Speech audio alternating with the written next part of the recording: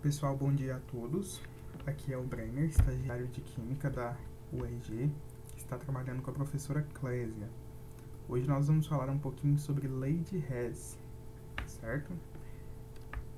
Para começarmos, vamos falar um pouquinho da história de Hess e da sua lei. Em 1838, Hess começou com suas investigações termoquímicas. Ele não havia tido anteriormente nenhum preparo em calorimetria, como todos os químicos do seu tempo, mas seu trabalho era pautado na simplicidade, engenhosidade, na precisão. Então ele verificou que o calor de neutralização entre um ácido e uma base, ambos em solução aquosa, era o mesmo, quer se adicionasse o ácido concentrado à água e depois à base, ou até mesmo se fizesse ao contrário, se adicionasse primeiro a base e depois o ácido. E ele observou que a soma dos calores obtidos a várias concentrações do ácido ou da base, fixando-se em um deles, era constante dentro de um erro de 1%. Estes estudos, em 1840, levaram a enunciar a lei que hoje é conhecida como Lei de Hess, e que é o que a gente vai ver um pouquinho.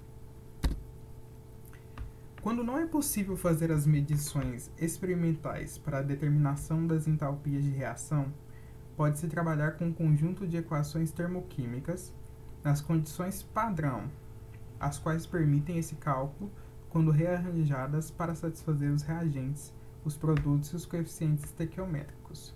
Então, para a gente poder calcular a entalpia de uma reação na lei de Hess, as equações devem estar nas condições padrão, satisfazendo, obedecendo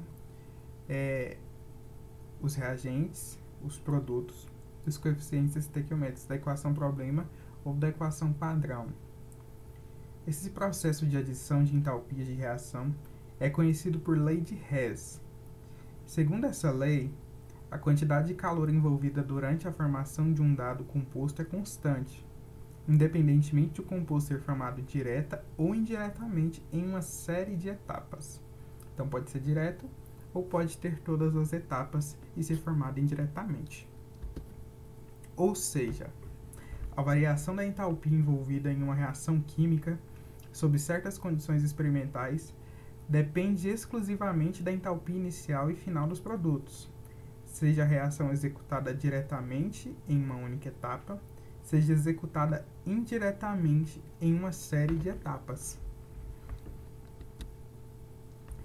De forma geral, a gente já sabe, o cálculo da variação de entalpia de uma reação independe do número de etapas e do tipo de reação, e é feito pela seguinte expressão: ΔH é igual a HP menos HE. Quando não temos condições de calcular o ΔH de uma reação química específica, a gente pode determinar pela soma dos ΔHs das etapas que formam essa reação. Ou seja, o ΔH vai passar a ser o ΔH da equação 1 mais o ΔH da equação 2, da 3, da 4, de quantas forem. Aqui a gente já tem um pequeno exemplo para a gente começar a entender. Um exemplo é a determinação de energia envolvida na transformação do carbono grafite em carbono diamante.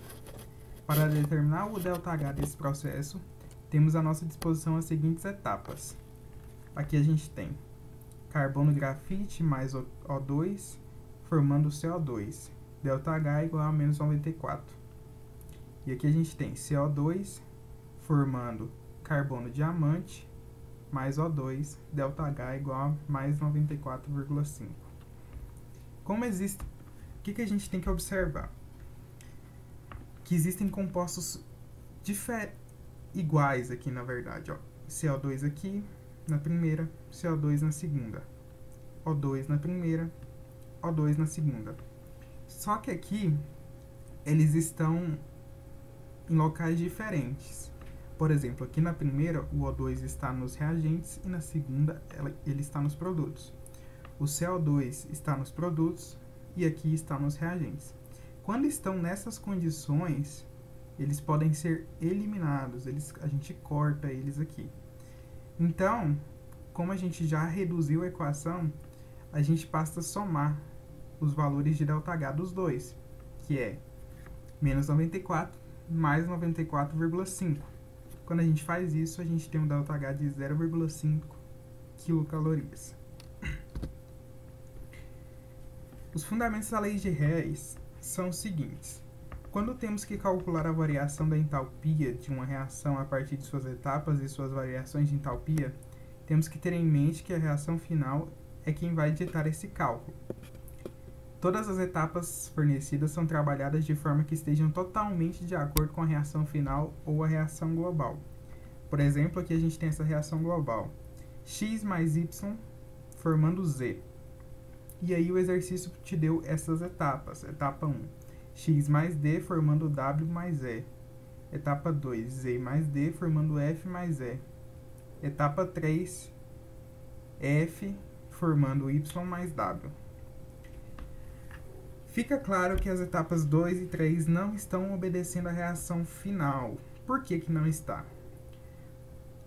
A etapa 1, que está correta. O X aqui está do lado dos reagentes. Aqui também está do lado dos reagentes, então está obedecendo. Na etapa 2, o Z está do lado dos reagentes, mas na reação global ele está do lado dos produtos. Então já não está de acordo. Na etapa 3, o Y está do lado dos produtos, mas na verdade ele está do lado dos reagentes aqui na reação global, então também não está de acordo. Quando isso acontece, a gente precisa fazer um tratamento para obedecer essa reação final ou global. Para a gente entender um pouquinho esse tratamento, ele é dividido em 3 partes. O primeiro deles é inverter a equação toda. A equação ela pode ser invertida. Os reagentes vão virar os produtos e os produtos vão virar os reagentes, com o objetivo de igualar a posição dos participantes.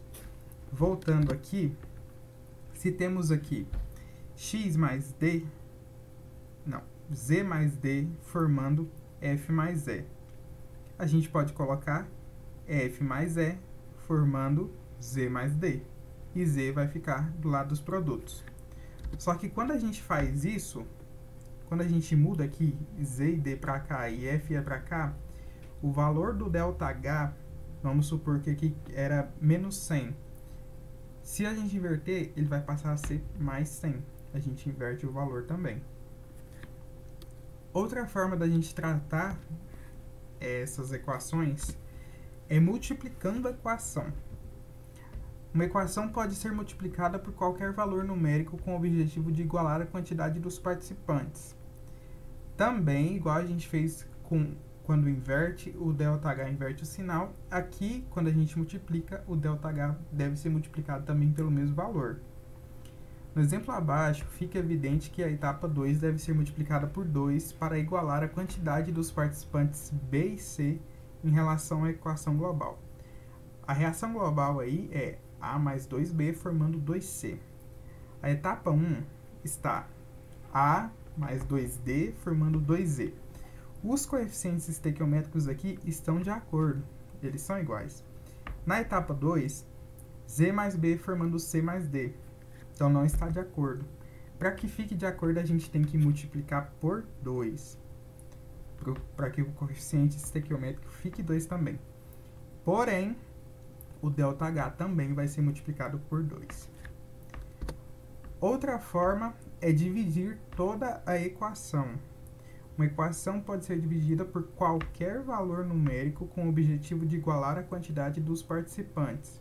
Nesse caso, o valor do ΔH também deve ser dividido. Tudo que vamos fazer com a equação deve ser feito no valor do ΔH. No exemplo abaixo, fica evidente que a etapa 2 deve ser dividida por 2 para igualar a quantidade dos participantes F e C em relação à equação global. Aqui a reação global é W mais F formando 2C. A etapa 1, W mais 2D formando 2Z. E a etapa 2 está 4Z mais 2F formando 4C mais 4D. Então, para a gente chegar no coeficiente estequiométrico aqui da reação global, a gente precisa dividir por 2. 4 dividido por 2, 2. Para a gente entender um pouquinho melhor, a gente vai fazer esse exemplo aqui bem mais lento, bem mais passo a passo para vocês entenderem, e depois a gente faz mais algumas atividades.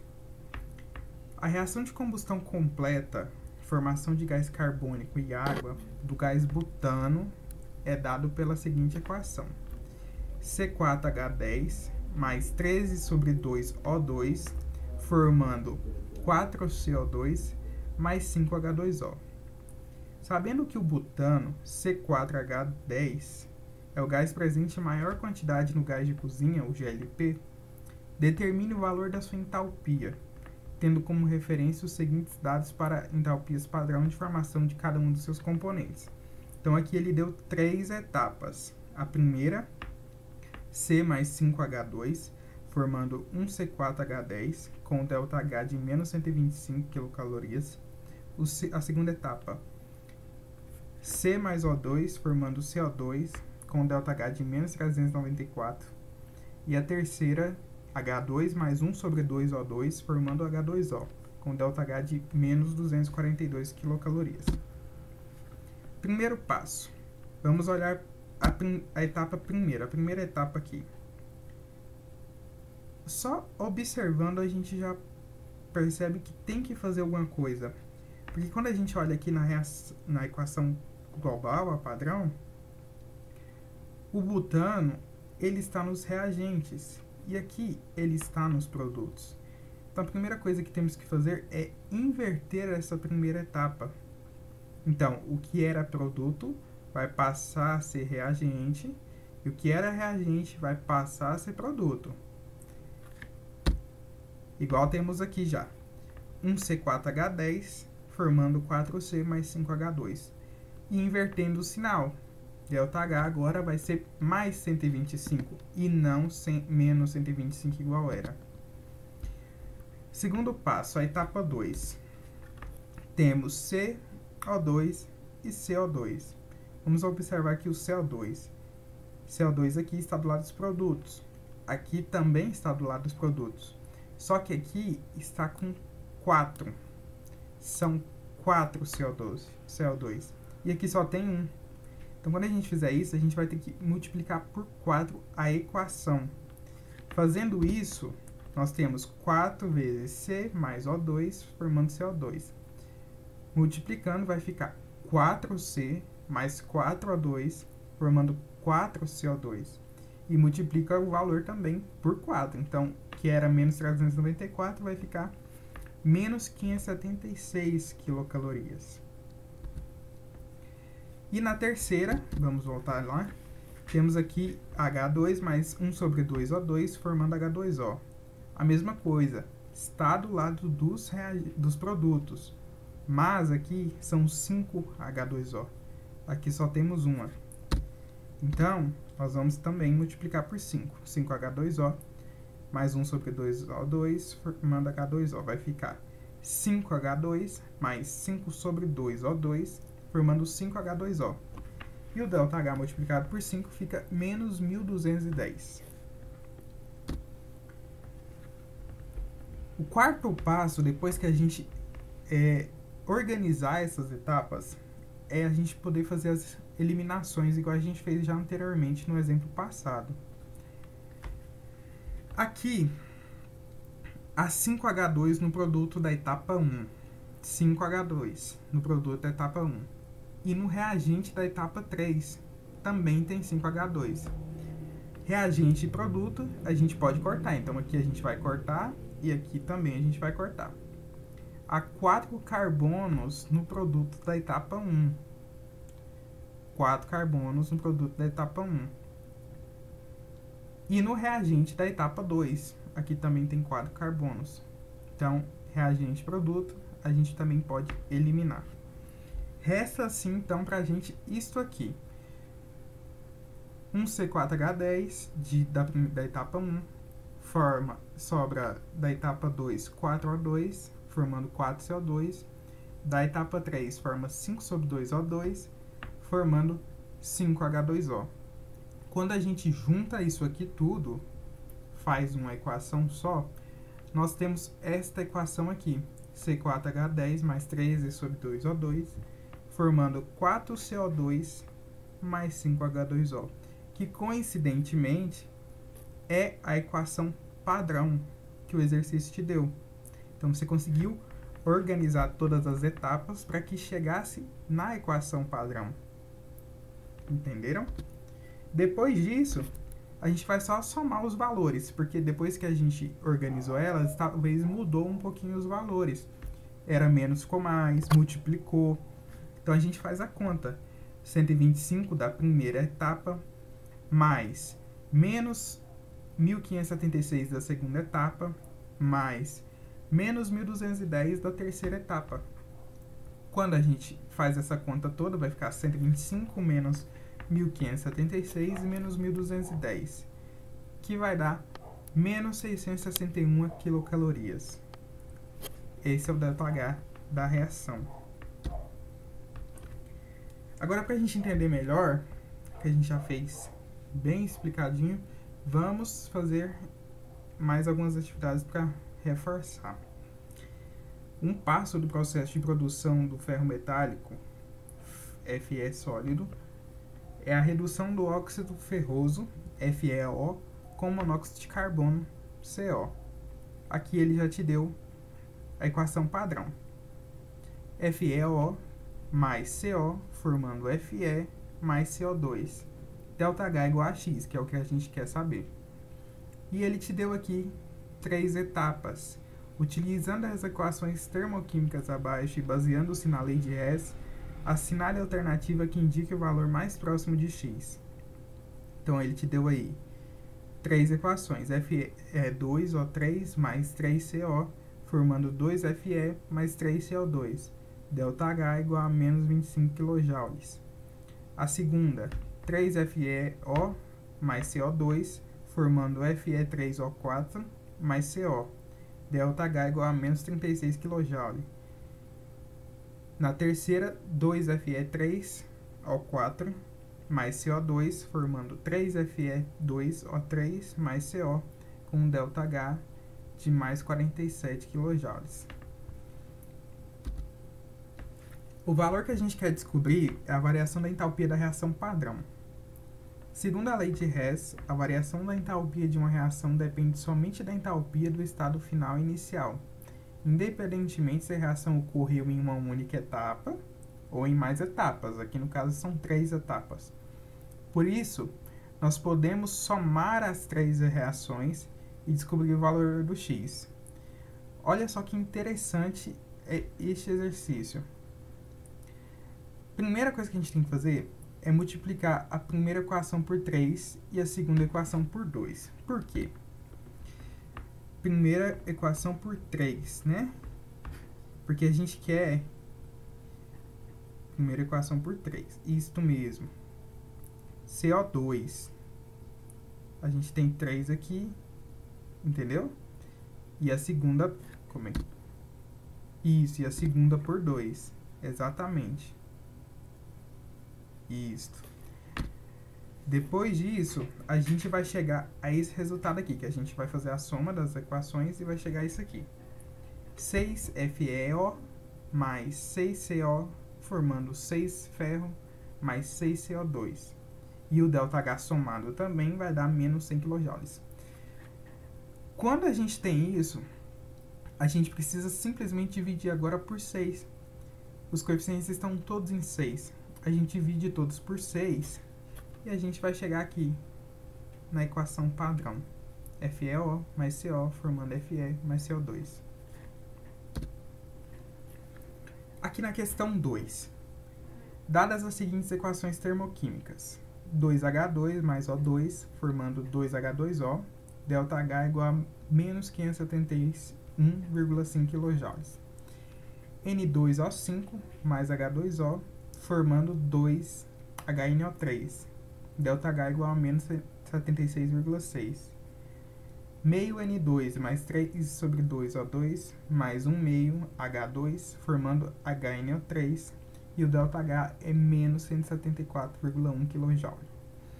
Baseado nessas equações, determina a alternativa correta a respeito da formação de 2 mols de N2O5 a partir de 2 mols de N2 e 5 mols de O2.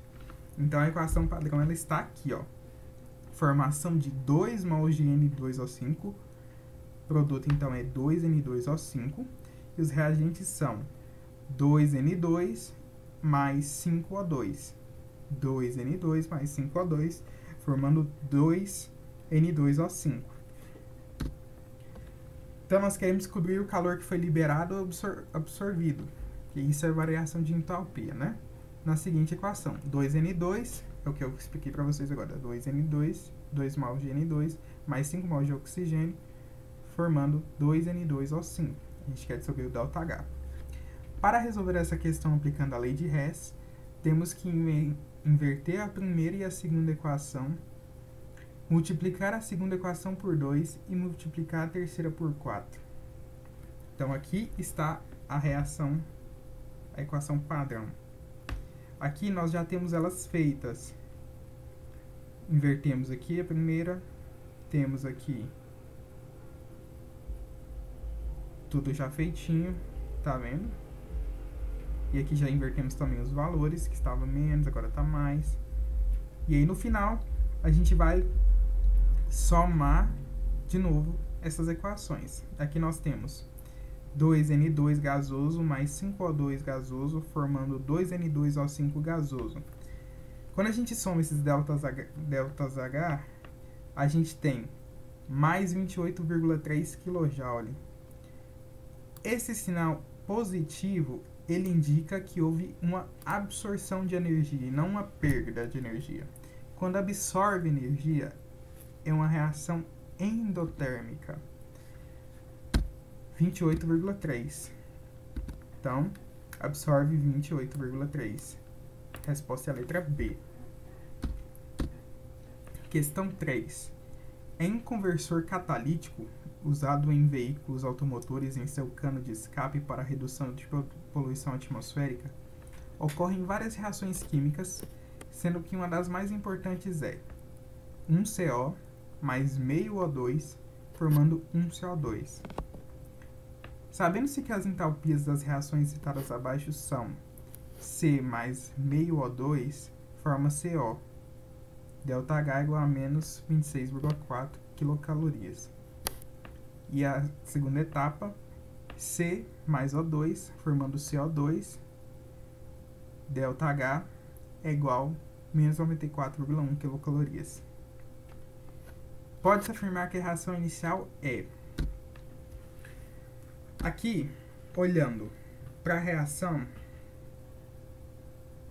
a gente pode perceber que o CO, na etapa 1, está nos produtos, e aqui na equação padrão está nos reagentes. Então, a gente já tem que ver que a gente tem que inverter a equação 1.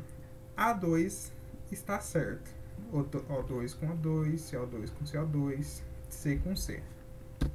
Então, o inverso da equação 1 é somado à equação 2. Aqui a gente já tem o inverso dela, que aí já ficou positivo, mais 26, e aqui a gente tem a soma delas. O ΔH ficou, vamos fazer a conta, né? Menos 94,1 mais 26,4 ficou menos 67,7. Menos 67,7. Se é menos, ela é exotérmica. Se ela é exotérmica, ela libera calor. Então, ela libera calor. Liberou 67,7. Vamos lá agora nas respostas. Exotérmica e absorve 67,7. Não, porque aqui absorve. Exotérmica, ela libera. Exotérmica e libera 120. Não. Exotérmica e libera 67,7. Isso. Letra C. Questão 4. O elemento químico tungstênio, que é simbolizado pelo W na tabela periódica, é muito utilizado em filamentos de lâmpada incandescentes comuns. Quando ligado a elementos como carbono ou boro, forma substâncias quimicamente inertes e muito duras. O carbeto de tungstênio, WC, muito utilizado em esmeris, lixas para metais, pode ser obtido pela reação um carbono mais um tungstênio é igual a um carbeto de tungstênio. A partir das reações a seguir, calcule o ΔH de formação para o carbeto de tungstênio a partir dos dados 1W mais 3 sobre 2O2, formando 1WO3, com esse ΔH de combustão, que é menos 840 kJ por mol. A equação 2, um carbono mais um O2, formando um CO2, que tem o ΔH de menos 394 kJ. E aí temos aí embaixo, na terceira, 1WC mais 5 sobre 2O2, formando 1WO3 mais 1 CO2, e o ΔH de menos 1.196 kJ por mol. Para a gente chegar na equação desejada, a gente tem que inverter a terceira equação. Vamos olhar aqui. Terceira equação, a gente tem aqui o WC do lado dos reagentes, e aqui na padrão ela está do lado dos produtos. Então a gente vai inverter de fato. Fazendo isso, aqui está a inversão e a inversão do valor também. A gente soma todas elas juntas, fica aqui um carbono mais um tungstênio é igual a um carbeto de tungstênio. ΔH é igual a menos 38 kJ por mol. Então, menos 38 kJ por mol é a alternativa C. Certo? Bom, meninos, por hoje é só. Espero que tenham superado, né, as dúvidas, que não tenha ficado nenhuma dúvida. E a gente aprofunda mais sobre isso nas aulas, tá bom? Muito obrigado pela atenção e até mais.